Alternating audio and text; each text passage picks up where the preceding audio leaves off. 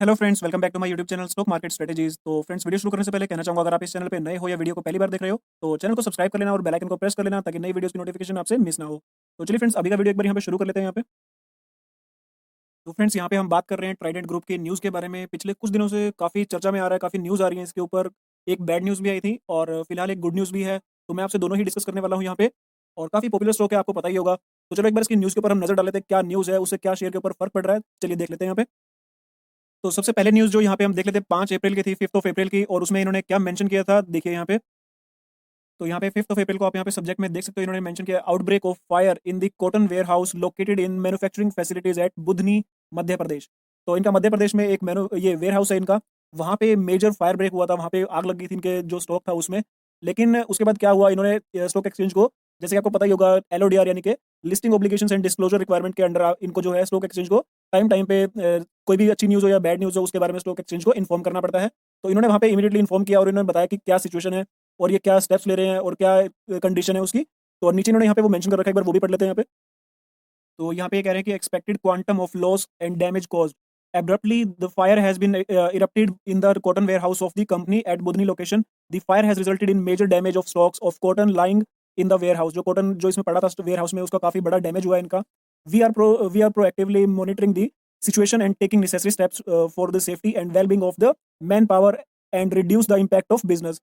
तो ये कह रहे हैं कि इन्होंने कंटिन्यूसली ये मॉनिटर कर रहे थे कि जो वहाँ पे जो मैन पावर है, जो लोग हैं, उनको कोई नुकसान ना हो, उनके जान माल की हानि ना हो, और जो इम्पैक्ट है वो कम से कम हो, उसको कम किया जा सके। तो इन्होंने वहाँ पे स्टेप्स लिए हैं। The actual quantum of loss damage can not be ascertained at this point. इन्होंने साथ ही ये मेंशन कर दिया कि अभी फिलहाल के लिए जो इन्होंने डिस्क्लोज किया है उसमें ये अच्छी तरह से, पूरी तरह से एसर्टेन नहीं कर सकते कि भाई कितना लॉस हुआ है इनको। तो आगे ये क्या लिख रहे हैं वो भी हम यहाँ पे पढ़ लेते हैं। अब नीचे जो ये मेन बात यहाँ पे आ रही है वो है whether loss damage covered by insurance or not including amount. तो यहाँ पे मेंशन कर रहे हैं the loss damage is adequately covered by insurance and we have already inform the insurance company about the fire incident. तो इन्होंने कहा है कि यहाँ पे जो इनका स्टॉक था वेयर हाउस में, वो इंश्योरेंस से कवर्ड था और इन्होंने इमीडिएटली जो है इंश्योरेंस कंपनी को वहाँ पे इन्फॉर्म कर दिया है कि हमारे वेयर हाउस में आग लगी है। आप आके यहाँ पे अपना इन्वेस्टिगेशन इंस्पेक्शन जो भी करनी है वो कर सकते हैं।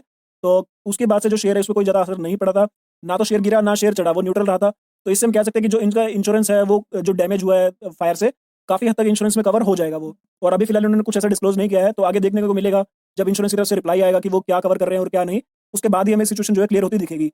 तो अभी के लिए जो फिलहाल जो इसकी न्यूज़ है वो भी एक बार देख लेते हैं, क्या अच्छी न्यूज़ दिख रही है हमें आते हुए। तो यहाँ पे आप देख सकते हो 6th ऑफ अप्रैल की यहाँ पे इन्होंने ये न्यूज़ है जो इन्होंने डिस्क्लोज किया था स्टॉक एक्सचेंज को, बीएसई को। तो यहाँ पे ये क्या कह रहे हैं, सब्जेक्ट में आप देख सकते हो, grant of patent for process for manufacturing air rich yarn and air rich fabric. तो ये दो चीज़ें जो है इन्होंने इनको यहाँ पे पेमेंट मिल गया है। कहाँ से मिला है और क्या हो सकता है इससे, चलिए आगे देख लेते हैं एक बार।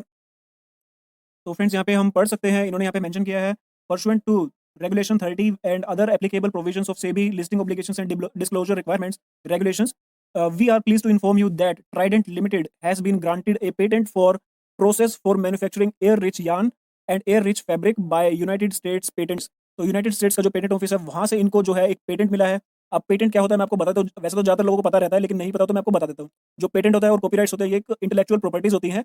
इंटेलेक्चुअल प्रॉपर्टीज का मतलब होता है पर्टेनिंग टू योर ब्रेन, यानी कि आपके जो दिमाग की उपज होती है, चाहे वो कोई इन्वेंशन हो या कुछ और हो, आप उसको पेटेंट करवा सकते हो, कॉपीराइट करवा सकते हो। ये भी एक प्रॉपर्टीज होती है और इंटेलेक्चुअल प्रॉपर्टीज होती हैं। तो इनको वहाँ से इन्होंने, जैसे ये एयर रिच यार्न है और जो एयर रिच फैब्रिक है, यानी कि जिसमें हवा अच्छे से पास हो सके, कुछ इस तरह का इन्होंने एक मटेरियल बनाया है जिसको इन्होंने पेटेंट करवा लिया है, और यूएस की जो पेटेंट ऑफिस है उन्होंने इनको पेटेंट ग्रांट कर दिया है। अब इससे क्या फ़र्क पड़ने वाला है आपको मैं अभी बता देता हूँ। अभी से थोड़ी देर पहले की अगर आप बात करते हो, लगभग 1 घंटा पहले की, तो इसमें आपने देखा होगा जो स्टॉक था ट्राइडेंट का वो लगभग ₹14 के आसपास ट्रेड कर रहा था, ₹14 15-20 पैसे के आसपास। तो वहाँ से एकदम से जंप दिखाई है और ये स्टॉक में अपर सर्किट लगा है, ₹15 20 पैसे तक ये स्टॉक गया है। उसके बाद फिर से अभी थोड़ा नीचे आ गया है। लेकिन आप यहाँ से अंदाज़ा लगा सकते हो कि जो पेटेंट इनको मिला है वो काफ़ी अच्छी परफॉर्मेंस दिखा रहा है स्टॉक भी।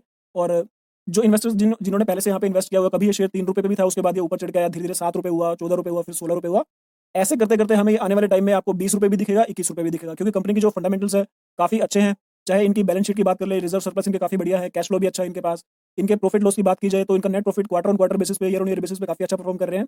और जैसे अगर कंपनी अच्छा परफॉर्म आने वाले टाइम में करती रहती है, तो आने वाले टाइम में हमें देखने को मिलेगा जो शेयर की वैल्यू है, कोई ज़्यादा बड़ी बात नहीं है, आने वाले 1 साल के अंदर-अंदर ये ₹20 से लेके ₹21 तक जाते हुए भी हमें देखने को मिल जाए। लेकिन फ्रेंड्स, ऐसे में क्या है, जो इनके वेयर हाउस में फायर ब्रोक आउट हुई थी, उसमें अभी कुछ क्लियर नहीं हुआ है कि कितना वो डैमेज कवर करने वाले हैं और किस हिसाब से कवर करने वाले हैं। तो उसका भी थोड़ा हमें वेट कर लेना चाहिए। और अभी जब क्वार्टर 4 के रिजल्ट्स भी आने वाले हैं, मैं आपको यहाँ पे इसकी डेट भी बता देता हूँ कि क्वार्टर 4 के रिजल्ट्स कब आएँगे ट्राइडेंट के। तो यहाँ पे इनके रिजल्ट्स की बात की जाए तो इनका 12 यानी कि 12th ऑफ मई 2021 इस दिन के जो प्रोजेक्टेड रिजल्ट्स हैं वो पब्लिश होने वाले हैं। तो हमें क्या करना है, हमें इनके रिजल्ट्स के ऊपर पूरी नज़र बना के रखनी है, किस तरह के इनके रिजल्ट्स आते हैं। तो अगर इनके रिजल्ट्स अच्छे आते हैं तो पूरा चांस है कि इसके जो शेयर है उसमें काफ़ी अच्छी हमें ग्रोथ देखने के लिए मिलेगी, इसकी जो शेयर की वैल्यू है वो भी बढ़ेगी। तो इससे हम कह सकते हैं फ्रेंड्स, जो ट्राइडेंट की न्यूज़ है ओवरऑल गुड भी है और बैड भी है। अभी जो इंश्योरेंस वाला इन्होंने क्या कवर किया है अभी उसके बारे में कुछ अंदाज़ा नहीं है। लेकिन फिलहाल आज के टाइम पे जो कल का जो इनको पेटेंट मिला था उसकी वजह से आज इन्होंने एक बार शेयर में अपर सर्किट हमें देखने को मिल गया ₹15.20 का। तो अभी आगे देखते हैं क्या होता है और रिजल्ट जब आएगा उसका भी हम पूरा एनालिसिस करेंगे।